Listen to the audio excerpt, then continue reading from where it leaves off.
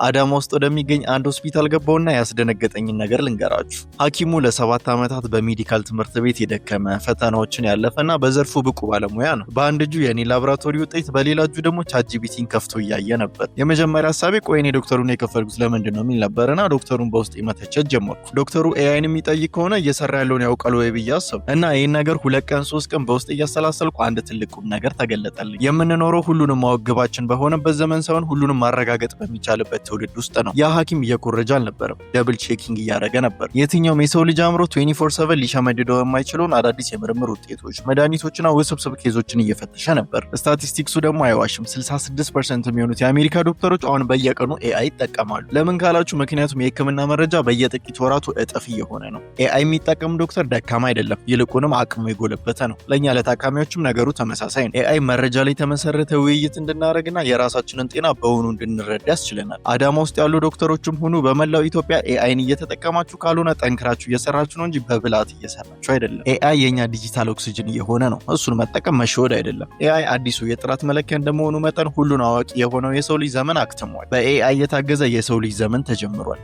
ፎሎን አፍያድ ፒስ አውት